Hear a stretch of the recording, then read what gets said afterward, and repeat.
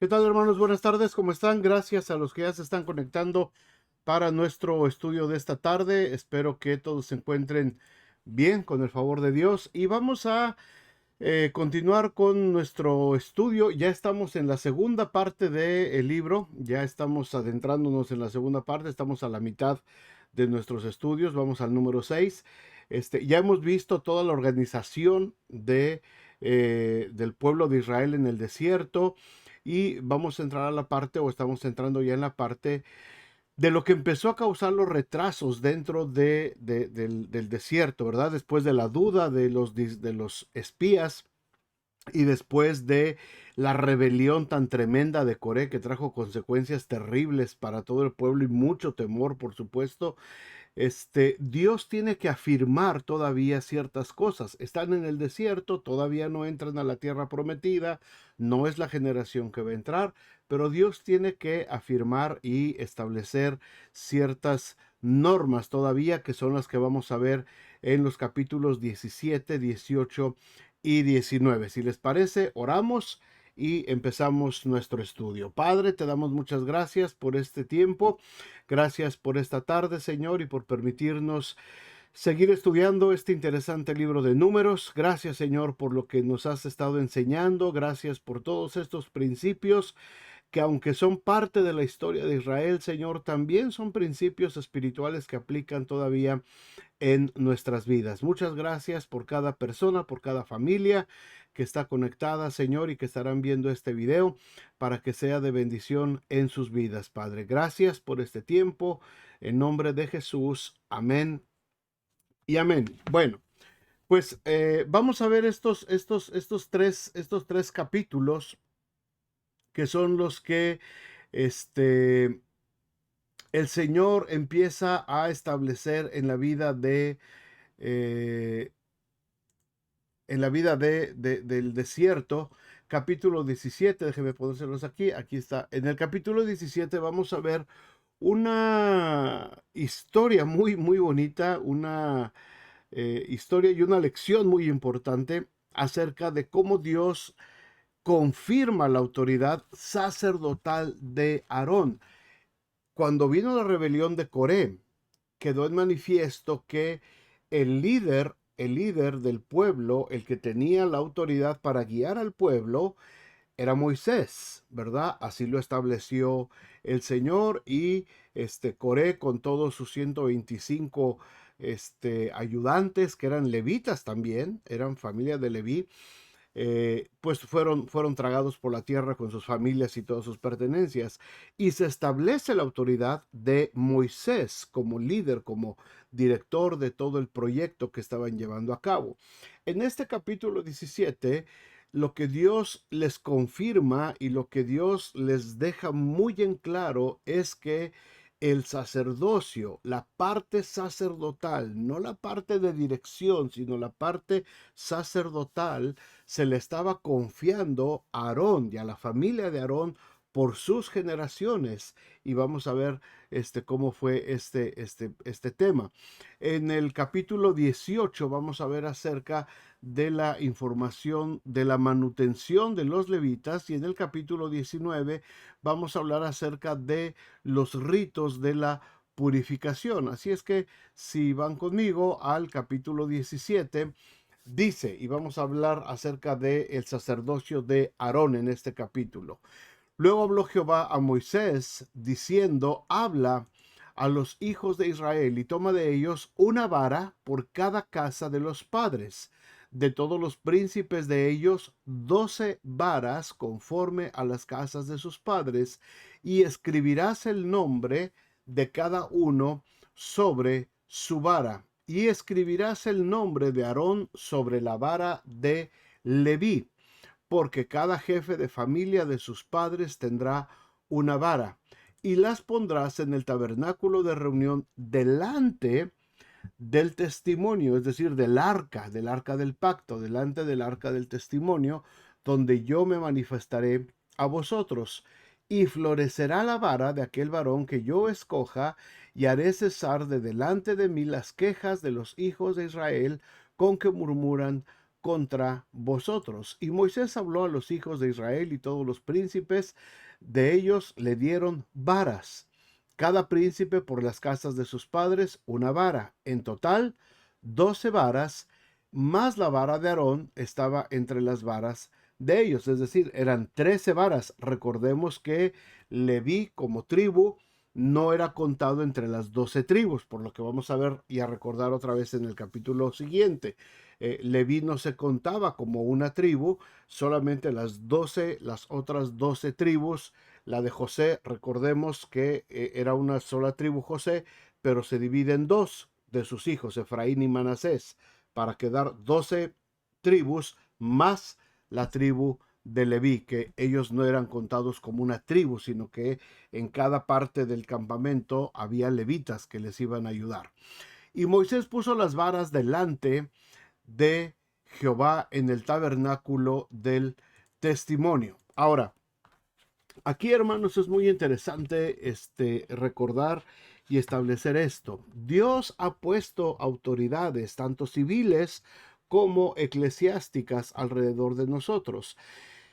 Y Dios siempre ha puesto en el pueblo, en nosotros, esa obligación de someternos, de sujetarnos también y de ser parte de ese pueblo, ¿verdad? Que está bajo las órdenes tanto espirituales como sociales y políticas de nuestros dirigentes.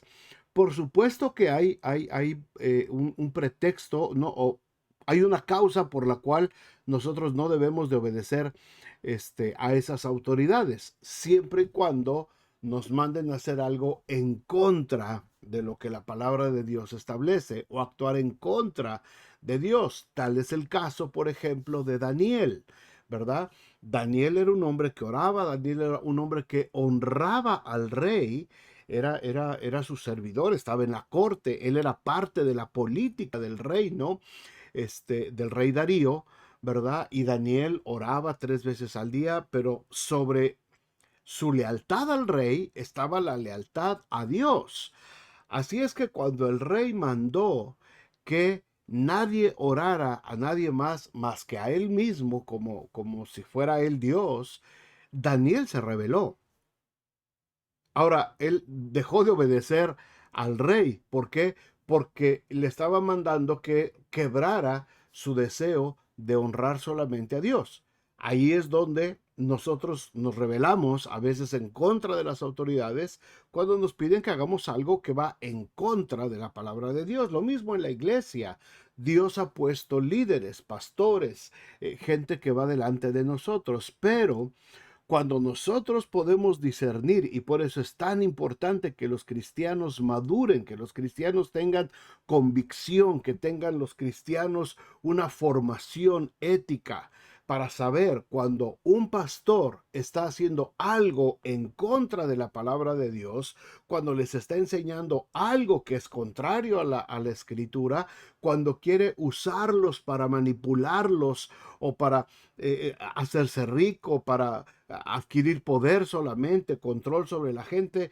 Los cristianos, por supuesto que tenemos el derecho de poder señalar y decir, eso está mal, esto se está haciendo mal, este pastor está obrando mal, de acuerdo a lo que dice la escritura.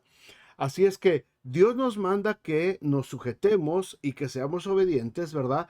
Pero también tenemos el derecho cuando vemos que nuestras autoridades no están siendo congruentes con la palabra de Dios, tenemos que levantar la voz de la misma manera. Moisés estaba guiando al pueblo. Moisés estaba obedeciendo directamente de parte de Dios las órdenes. Así es que no había razón para que el pueblo se sublevara, no había razón para que el pueblo dijera que ellos también podían dirigir a la nación. Y fue por eso que Dios pone el castigo ejemplar cuando Coré se rebela. Lo vimos en la lección pasada. Ahora pasa con Aarón.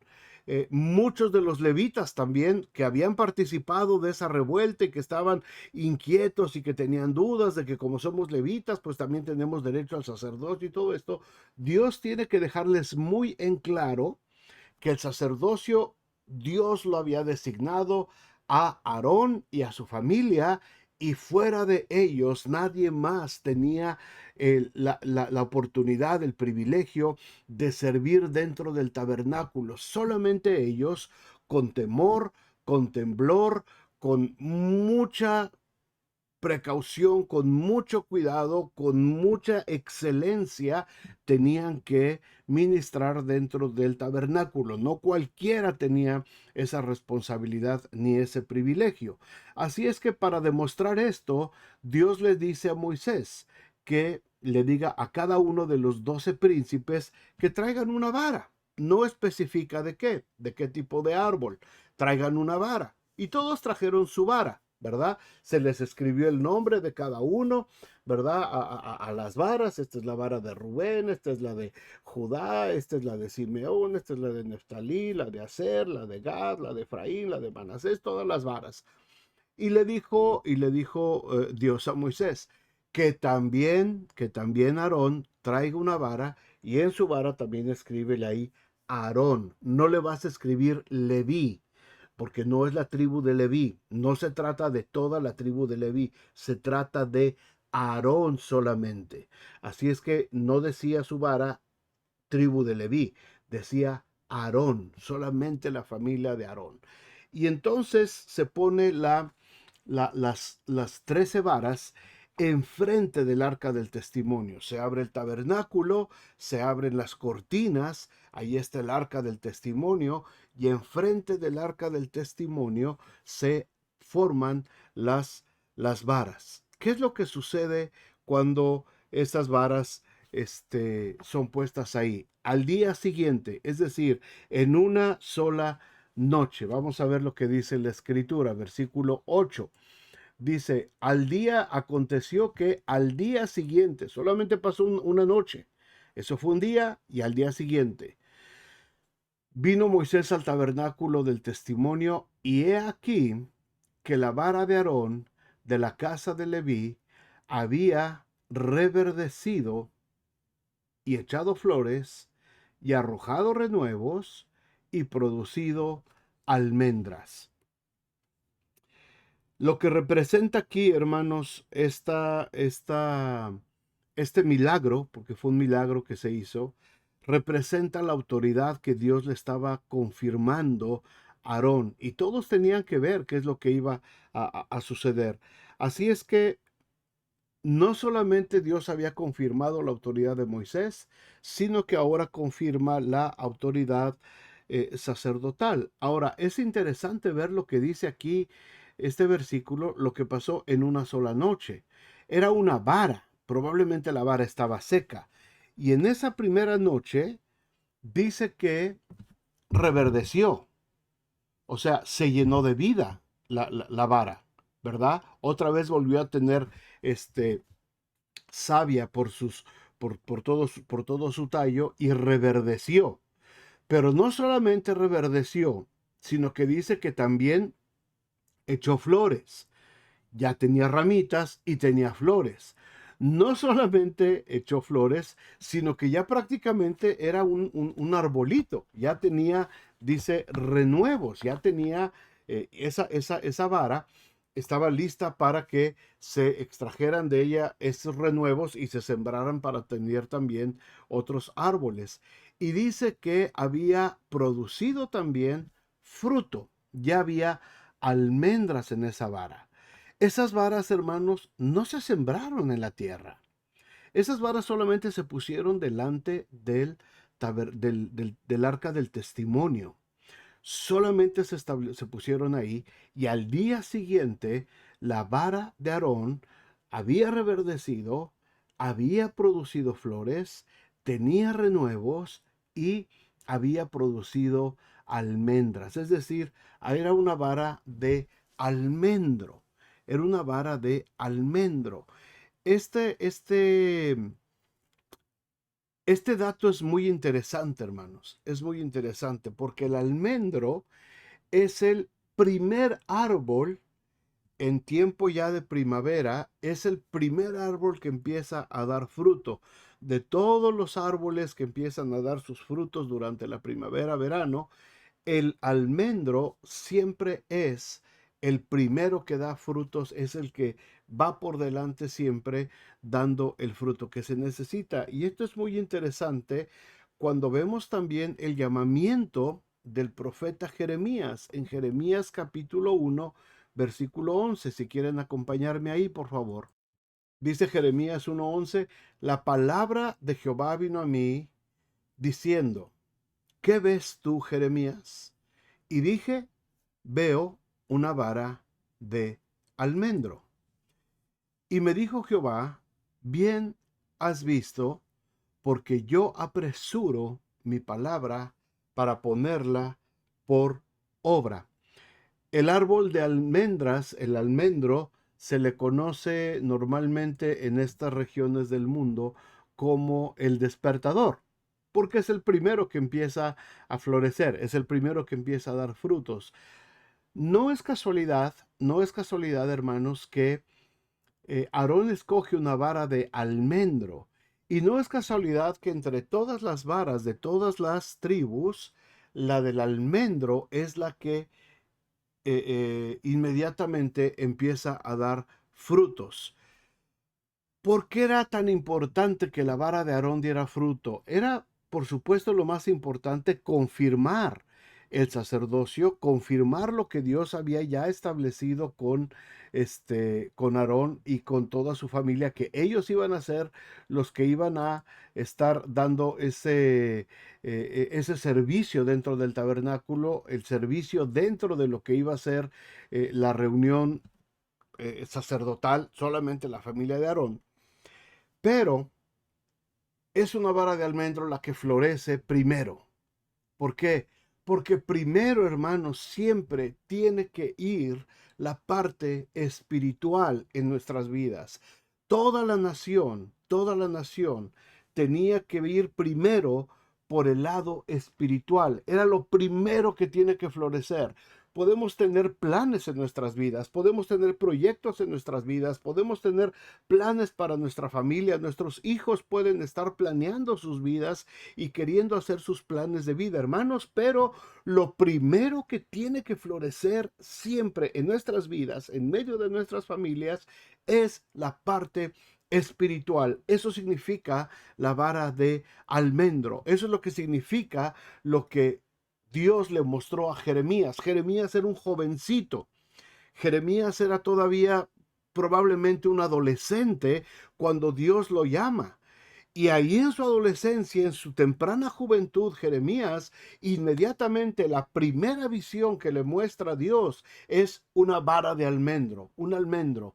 ¿Qué has visto tú, Jeremías? Le dice, un almendro, bien has visto, porque yo apresuro mi palabra para ponerla por obra. Lo primero que tiene que ir por delante, hermanos, es la palabra de Dios. Lo primero que tiene que abrir camino en nuestras vidas es la palabra de Dios. Lo primero que tiene que estar dentro de nuestros proyectos de vida es la parte espiritual en nuestras vidas. Lamentablemente mucha gente, muchos cristianos hacen a un lado la palabra de Dios, hacen a un lado la vida espiritual, anteponemos otras cosas en nuestra vida diaria, anteponemos nuestros propios sueños, nuestros trabajos, nuestras ilusiones, lo que queremos hacer, lo anteponemos a la vida espiritual, hermanos, y esto trae desgracia, esto trae condena, esto trae descalabros en nuestras vidas. Primero el Señor, primero Dios,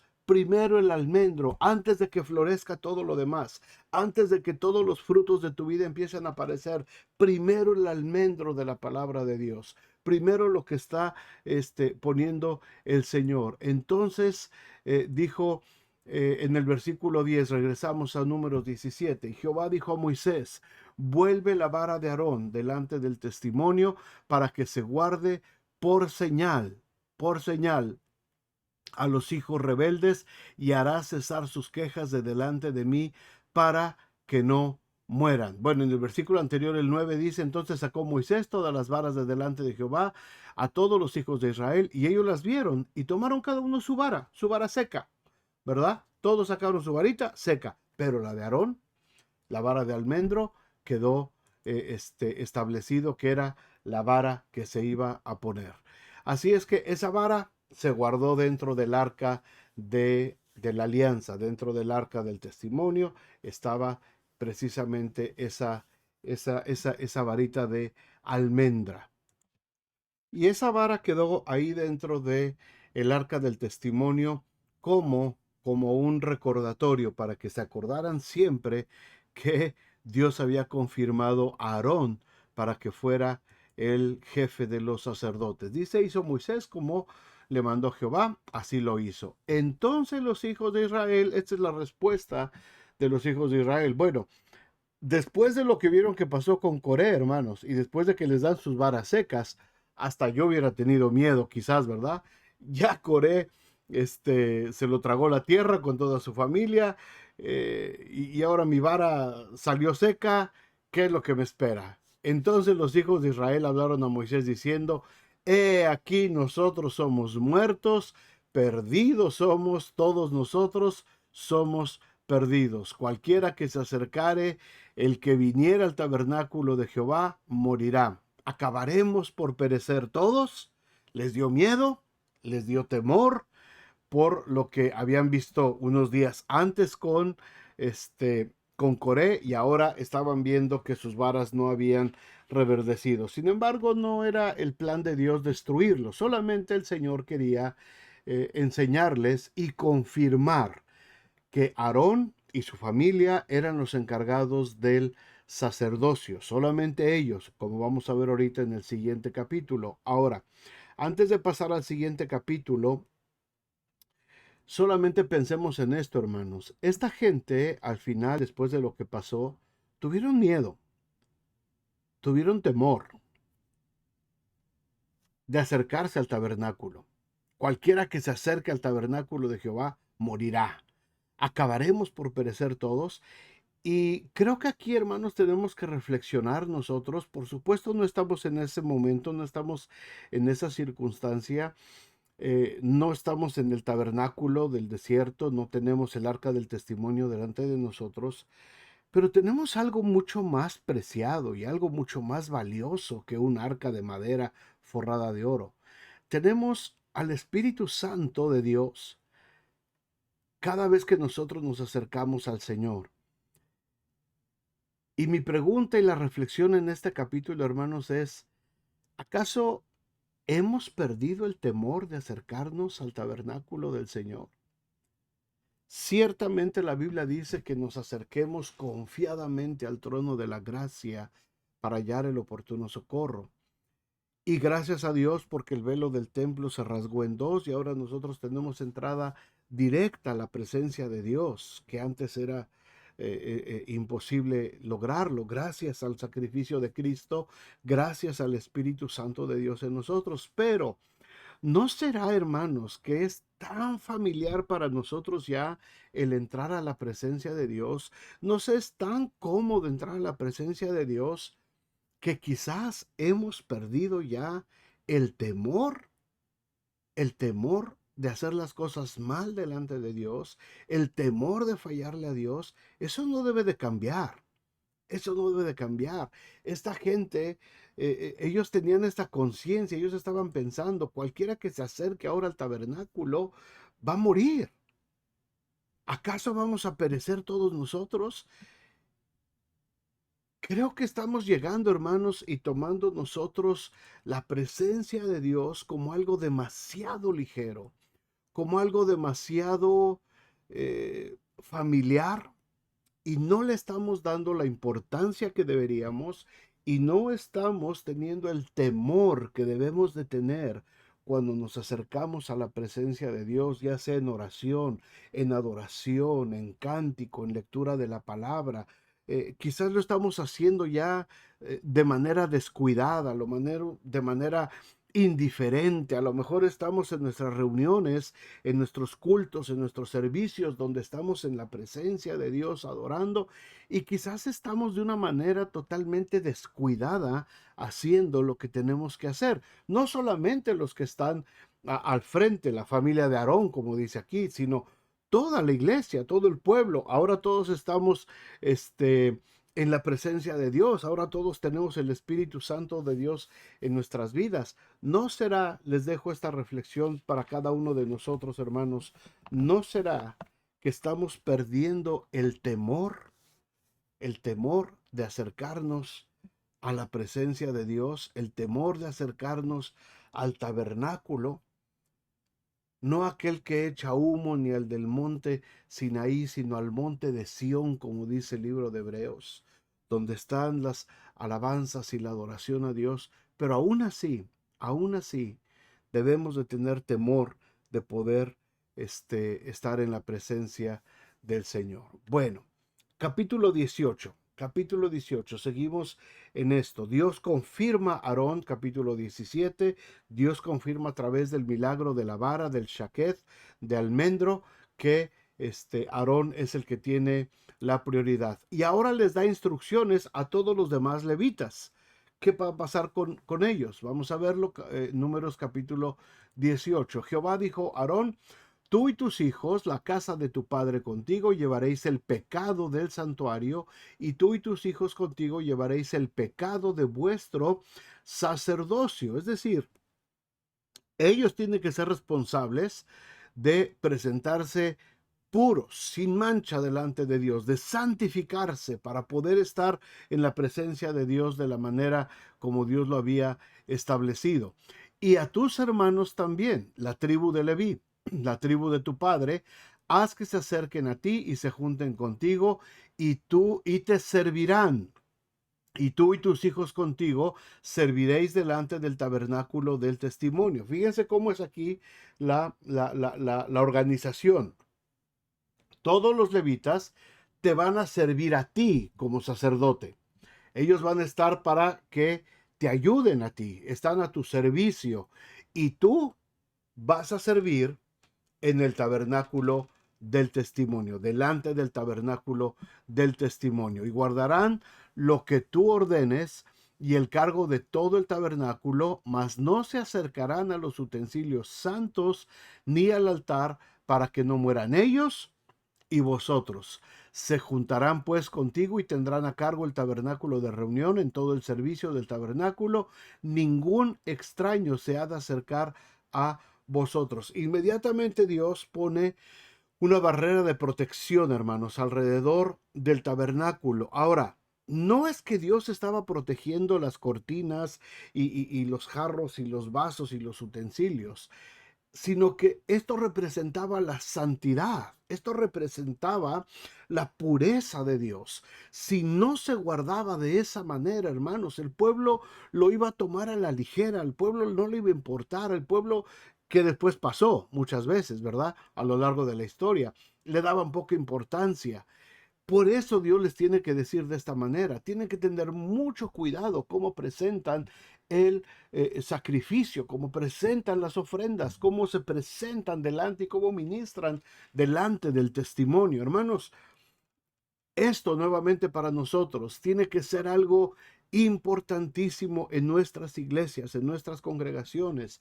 Cómo estamos sirviendo al Señor, cómo estamos ministrando en el servicio, en la obra del Señor. ¿Lo estamos haciendo con esta responsabilidad, con este gran temor, o lo estamos haciendo descuidadamente? ¿Lo estamos haciendo, pues, ay, ya para que el pastor no me esté diciendo, lo voy a hacer? Ay, solamente pues, te voy a ayudar, pero pues si no puedo, pues no. Lo estamos haciendo con indiferencia, lo estamos haciendo con displacencia, lo estamos haciendo de una manera incorrecta. Tenemos que volver, hermanos, tenemos que volver, no de una manera religiosa, por favor, no de una manera litúrgica, sino de corazón sincero.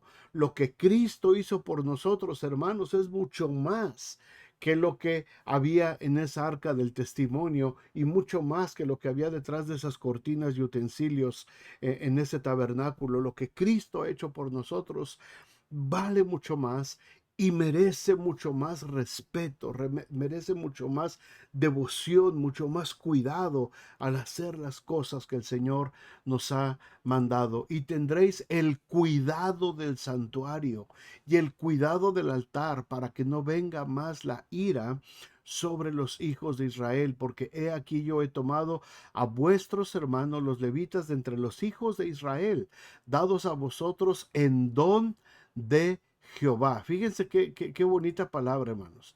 Dados a vosotros en don de Jehová. Es decir, la gente que está sirviendo en la iglesia es un don de Dios que ha regalado a la iglesia. Todos nuestros servidores en las iglesias, los pastores, los líderes, los maestros de niños, las hermanas que están atendiendo a los bebecitos, los ujieres, los salmistas, los músicos, los administradores, la gente de mantenimiento, todos los que estamos sirviendo dentro de la iglesia, somos parte del don que Dios ha regalado a esa iglesia, hermanos. Tenemos que tener en alta estima el trabajo que se realiza dentro de la iglesia. No lo podemos menospreciar, no podemos solamente criticar por criticar, no podemos solamente hablar a espaldas de cualquiera de estos servidores, hermanos. Tenemos que tener en alta estima al hermano que está haciendo el mantenimiento del templo, a la hermana que está cuidando un grupo de niños, a las hermanas que están cuidando a los bebecitos, a los hermanos que están tocando los instrumentos de música, a los pastores que están predicando, a los maestros que están enseñando, a las hermanas o a los hermanos que están administrando los recursos de la iglesia. Tenemos que tenerlos en alta estima porque es parte del equipo que Dios ha entregado a la iglesia. Somos, como dice aquí, el don de Jehová para que sirvan en el ministerio del tabernáculo de reunión. Y le vuelve a insistir Aarón, pero tú y tus hijos contigo guardaréis vuestro sacerdocio en todo lo relacionado exclusivamente con el altar y del velo adentro y ministraréis. Yo os he dado en don el servicio de vuestro sacerdocio. El extraño que se acercare morirá. Y hermanos, esto se los vuelvo a repetir, se los he dicho ya un montononal de veces. Dice Pablo, a mí no me es molesto y para ustedes es provechoso. Yo como pastor principal de la iglesia soy muy celoso con quien llega a ministrar a nuestro púlpito. Por esto, hermanos, porque Dios puso en mí la responsabilidad de qué es lo que se va a ministrar en el altar. Y yo quisiera que todos pudiéramos entender esto. Cada pastor en cada iglesia local tiene una gran responsabilidad acerca de quién ministra en la iglesia, quién está predicando la palabra de Dios en la iglesia, quién está cantando en la iglesia, a quién invitamos a participar. No lo podemos hacer con extraños. El extraño que se acercare morirá. Obviamente en nuestro tiempo eh, no le va a caer un rayo, ¿verdad? A alguien que se acerque a predicar. Pero no podemos aceptar personas que vienen y que no conocemos su doctrina, no conocemos su trayectoria, no sabemos de dónde vienen, no sabemos cómo crecieron, no sabemos qué es lo que enseñan. Invitarlos nada más así a subir a predicar. Perdón, algunos hermanos inclusive se han ido de la iglesia porque me decían, hermano, fíjese que viene mi primo y es pastor en no sé qué iglesia y quería ver si lo puede invitar a predicar. No, no lo puedo invitar a predicar porque no lo conozco, porque no sé qué es lo que predica, no sé cuál es su doctrina, no tengo referencias de otros pastores que lo avalen. No, no puedo invitarlo, no puedo poner a predicar a cualquier persona si no tengo una referencia de quién es, qué es lo que va a enseñarle a la iglesia. Esto es algo bien serio, esto es algo bien fuerte, hermanos, que muchas veces se toma muy a la ligera. Muchas veces hay pastores, hay hermanos que suben a cualquiera a predicar y le dan oportunidad y la iglesia sufre. Dijo más Jehová a Aarón: He aquí, yo te he dado también el cuidado de mis ofrendas, todas las cosas consagradas de los hijos de Israel te he dado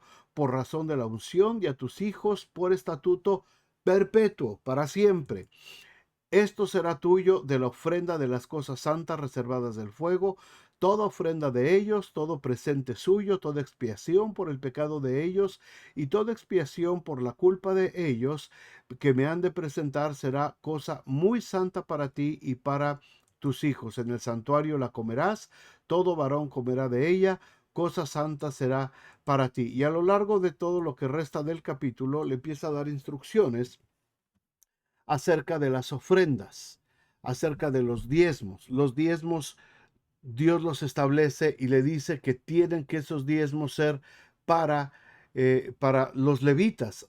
Dijimos en el tema anterior y en el capítulo anterior, eran 12 tribus y la tribu de Leví no se contaba como tribu. La tribu de Leví no iba a tener una tierra propia dentro de la tierra prometida. Se iba a repartir solamente en 12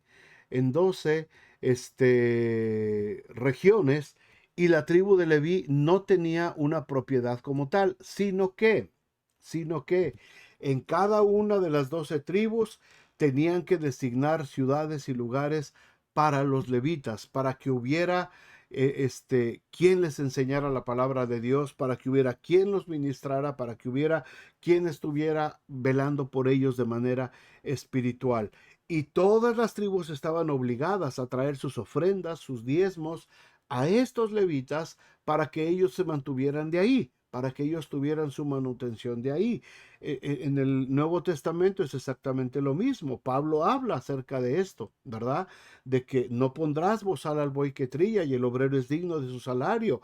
Y el que vive para el evangelio, que viva también por medio de el evangelio. Es decir, esto es una verdad que tiene que permear todavía hasta nuestros tiempos. Así hablarás a los levitas y les dirás: cuando toméis de los hijos de Israel los diezmos que os he dado de ellos por vuestra heredad, vosotros presentaréis de ellos en ofrenda mecida a Jehová el diezmo de los diezmos. Es decir, todos los levitas, el pueblo les traía las ofrendas, los diezmos, los sacrificios de animales, todo esto se los traían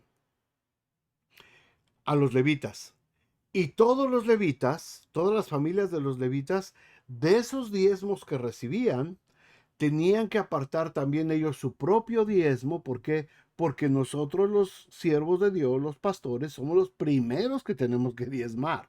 Y entonces ellos presentaban el diezmo del diezmo para la familia de Aarón y para sus hijos. Así es que todos tenían que presentar sus ofrendas, todos tenían que traer sus diezmos delante del Señor. Y les da toda la descripción de lo que tienen que hacer con las ofrendas y cómo la tienen que distribuir y cómo tienen que honrar a Dios a través de sus ofrendas, ¿verdad? Y son una serie de pasos litúrgicos que les da, lo que es la ofrenda mecida, lo que es la ofrenda de la expiación, les hace un recuento de todo lo que es las ofrendas.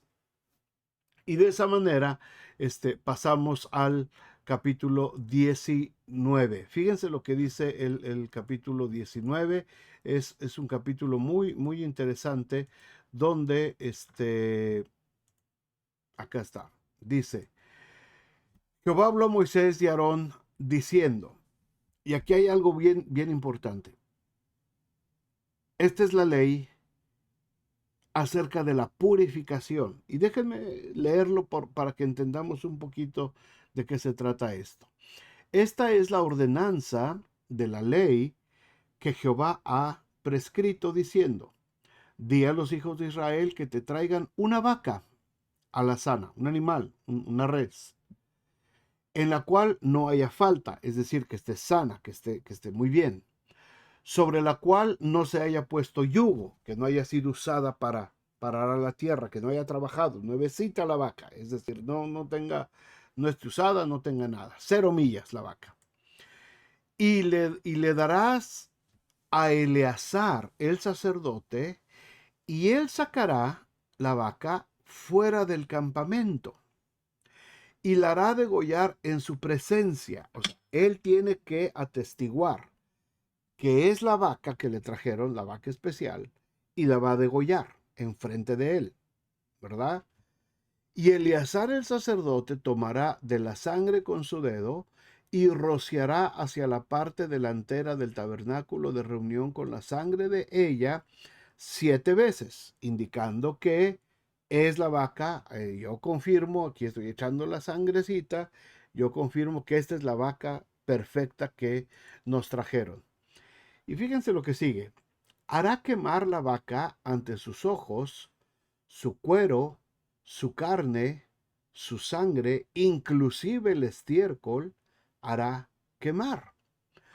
Luego tomará el sacerdote madera de cedro e hisopo y escarlata, y lo echará en medio del fuego en que arde la vaca.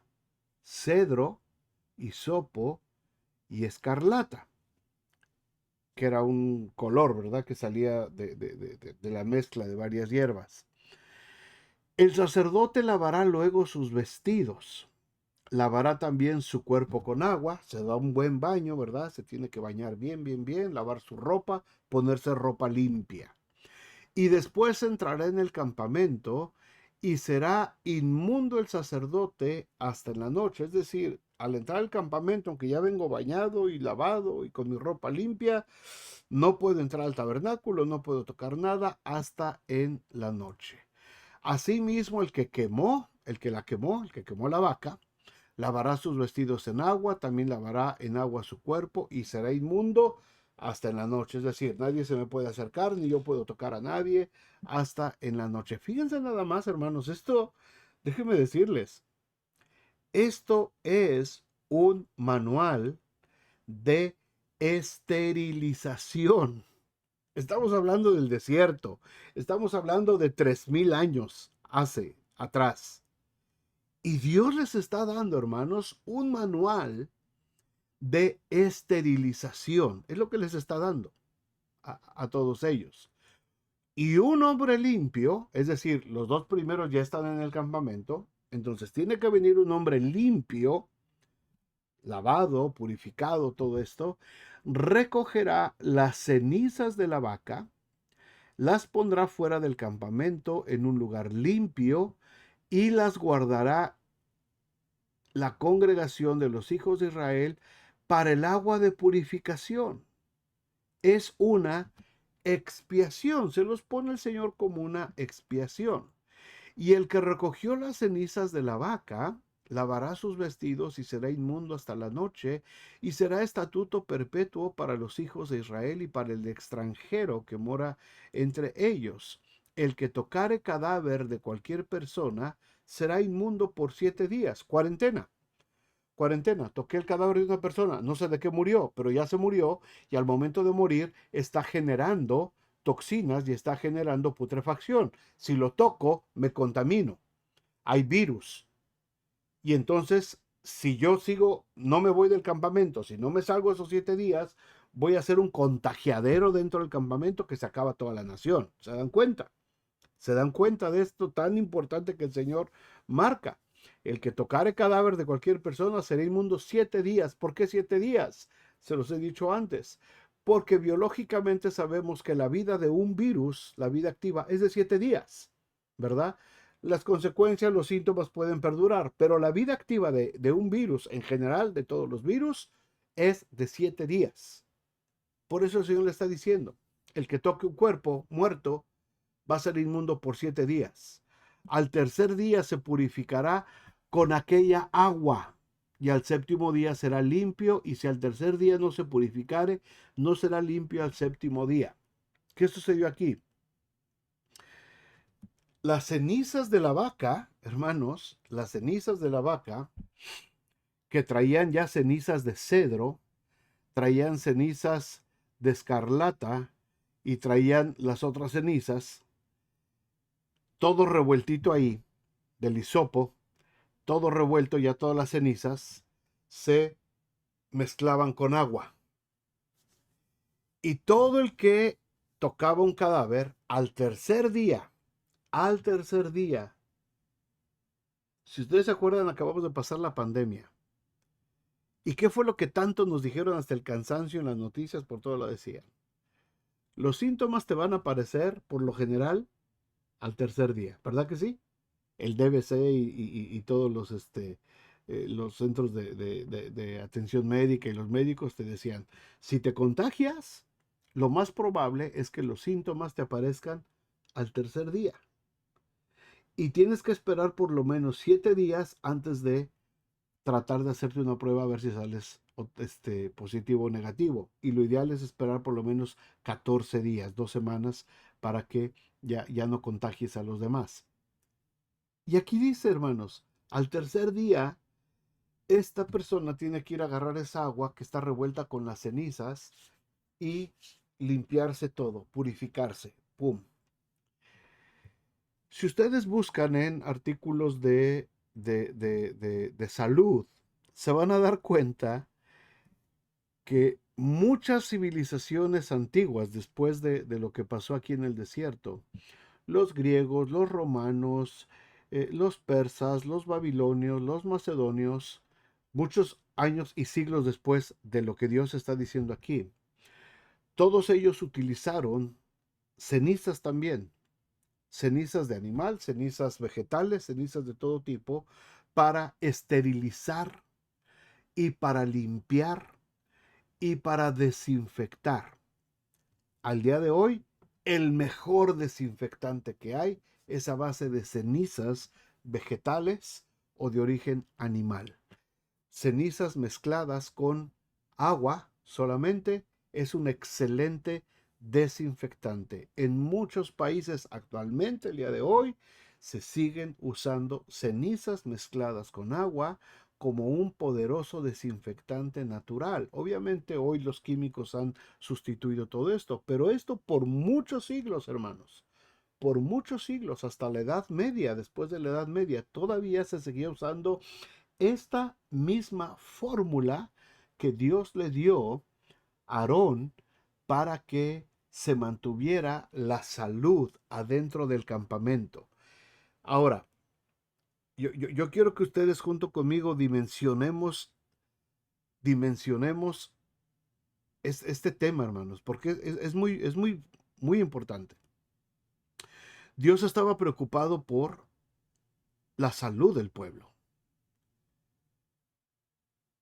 El pueblo había sido herido con pestes y con mortandad muchas veces y Dios los había sanado. Yo soy Jehová Rafa, tu sanador, ¿verdad? Le había dicho a Moisés en el libro del Éxodo. Yo te voy a salvar de todas las plagas que hubo en Egipto. Yo te voy a librar y yo te voy a sanar. Y muchas veces el Señor de manera milagrosa sanó.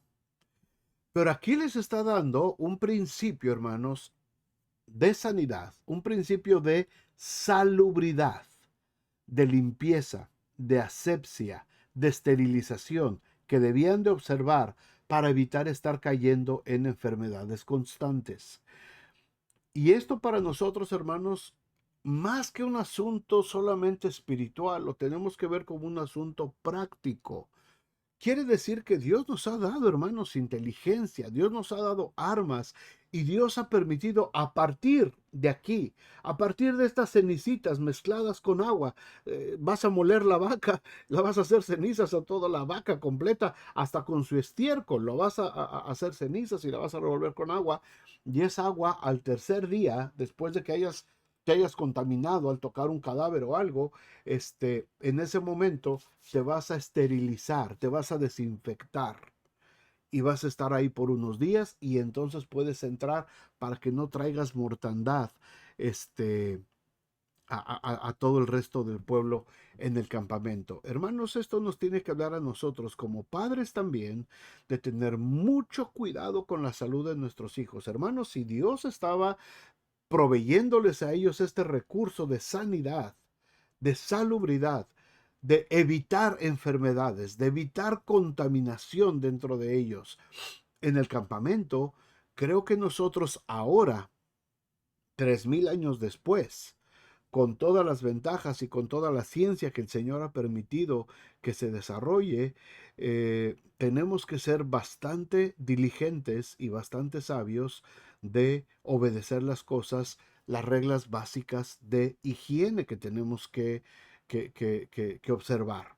Y tenemos, hermanos, Por todos lados tenemos ya suficiente información. Hay gente que llega de la calle de trabajar y así se sienta a comer y agarra las tortillas y el pan y llega la gente con las manos sucias, vienes de estar fuera todo el día y llegas y abrazas a tus hijos sin antes lavarte las manos, sin antes, y después es el contaminadero y el niño está con infección y todo el tiempo los niños con infección y todo el tiempo en el hospital y todo el tiempo con gripa y todo el tiempo con tosecita y todo el tiempo con los oídos infectados y todo el tiempo con la temperatura, porque no somos cuidadosos, no somos diligentes, hermanos. Si 3000 años antes el Señor les está diciendo que tienen que tener mucho cuidado para no contaminarse, para no estarse enfermando todo el tiempo, para no estar cayendo en ese tipo de enfermedades. Si nos los dijo el Señor hace 3000 años, hermanos, creo que sería bastante necio de nuestra parte no seguir las recomendaciones que ahora tenemos, gracias a Dios, al avance de la ciencia. Y el que fuera inmundo y no se purificare, la tal persona será cortada de entre la congregación. Punto. Por cuanto contaminó el tabernáculo de Jehová, no fue rociada sobre él la agua de la purificación, es inmundo. No se quiso esterilizar. Oye, te voy a poner el agua de las cenizas de la vaca. Ay no, guácala, no, qué horror, qué asco. A mí no me vas a echar eso. No, a mí no me vas a poner esa vacuna. No, a mí no me vas a poner esa otra. No, a mí no me vas a poner este antibiótico. No, a mí no me vas a dar esa medicina. Y empezamos a renegar, hermanos. Empezamos a renegar. Y el que no quiso será cortado de entre la congregación, porque no fue rociada sobre él el agua de la purificación.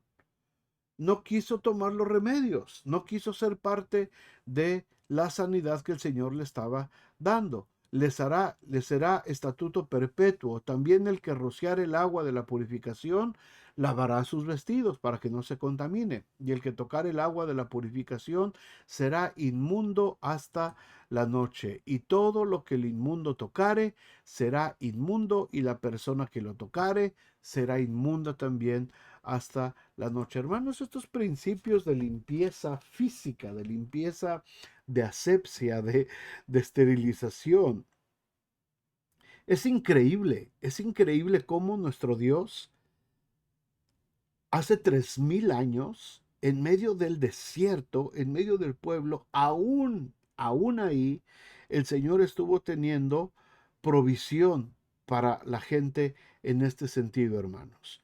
No solamente todo eran leyes espirituales, había muchas leyes que eran de carácter muy práctico y leyes sanitarias como esta. Y a lo mejor nosotros lo vemos, ay, qué aburrido todo lo que dice aquí. Y el que fuera inmundo y no se purificar, y si no se echa, será acá, y lo vas a poner y 3 días y 7 días, hermanos. Pero esas son las mismas reglas que todos los doctores, todos los hospitales, la Organización Mundial de la Salud, todos los códigos de salud de todo el mundo están basados en estos principios que Dios le dio al pueblo de Israel. ¿Por qué no? ¿Por qué no ser nosotros también obedientes? ¿Por qué no ser sensibles? ¿Por qué no nosotros tener cuidado de nosotros? Créanme, hermanos, esto es muy serio, y es muy cierto también. Muchos niños todo el tiempo enfermos. ¿Por qué? Porque sus papás son descuidados. Porque los descuidamos. Porque está haciendo frío y los sacamos sin un suéter. Está haciendo mucho calor y los metemos luego al frío. No los hidratamos, no los cuidamos. Estamos totalmente descuidados. Las escuelas, hermanos, son un centro de contaminación espantoso porque nadie cuida de los niños y todo el tiempo los niños enfermos, enfermos, enfermos, enfermos, infecciones por acá, infecciones por allá, cosas que se pudieron evitar, cosas que se pudieron, que no pasaran si tan solo obedeciéramos los principios de salubridad que el Señor puso. El libro de Levítico habla extensamente de todas estas leyes. Cuando manda que se laven 7 veces y se tienen que lavar hasta los codos y el agua que no escurra. La misma rutina que siguen los cirujanos el día de hoy. Antes de entrar a una sala de operaciones, los cirujanos todo el tiempo. Ellos van, tienen sus lavabos especiales, ¿verdad? Donde se lavan hasta los codos, se lavan hasta acá. Ellos no nomás se lavan así las manitas, ellos se lavan todo, ¿verdad? Y después no van y se secan con una toalla. Ellos ponen sus manos así, exactamente como dice el libro de Levítico para los sacerdotes, así, que se escurra y tiene que escurrir el agua solita y ya cuando se secan, otra persona les pone los guantes quirúrgicos para entrar a la sala de operaciones. Son principios elementales, son principios básicos que el Señor puso en la gente, que el Señor puso en el pueblo para que pudieran también ser parte de el pueblo. Y el que no lo quisiera hacer era cortado de entre el pueblo, era sacado del campamento. ¿No te quieres purificar? ¿No quieres cumplir con los requisitos de limpieza que exige el Señor para nosotros? Pues fuera del campamento. Tan sencillo como eso. Bueno, hermanos, pues gracias a Dios por estos 3 capítulos hermosos. Dios confirma la autoridad de Aarón, Dios establece la manutención de los levitas y Dios les da leyes sobre la purificación. Y todavía están en el desierto y todavía seguirán por unos años más. Gracias, hermanos, por haber estado con nosotros. Vamos a orar, vamos a darle gracias a Dios y que el Señor esté con nosotros. Padre, muchas gracias por este tiempo. Gracias, Señor, por tu palabra. Gracias por estas enseñanzas, estos principios que encontramos en estos capítulos del libro de Números. Señor, son principios, algunos de ellos muy elementales. Quizás los podemos ver desde el punto de vista espiritual, pero también son muy prácticos para nuestra vida diaria. Señor, ayúdanos a reconocer, Señor, nuestras autoridades que has puesto sobre nosotros. Ayúdanos, Señor, también a tener cuidado de aquellos que ministran y que sirven en tu obra, Señor, de traer todos tus diezmos, ofrendas, Padre, para que haya alimento en tu casa. Y enséñanos también, Señor, a ser cuidadosos de nuestra salud y de nuestro cuidado personal para no tener problemas ni contaminarnos ni estar sujetos a enfermedades. Muchas gracias, Padre, por este tiempo. Muchas gracias por tu palabra y gracias por cada familia, Señor, aquí representada en nombre de Jesús. Amén y amén. Hermanos, que el Señor me los bendiga mucho. Gracias por haber estado con nosotros. Si el Señor permite, la próxima semana seguimos avanzando en este estudio de números. Déjenme comentarios. ¿Qué les parecen estos estudios? Si les están gustando, le están entendiendo, hay alguna pregunta, alguna duda, algo que no haya quedado claro, con mucho gusto lo vamos aclarando. Así es que gracias y con el favor de Dios nos vemos el domingo también en nuestro servicio a las 11 de la mañana. Que el Señor les bendiga y el Señor esté con ustedes.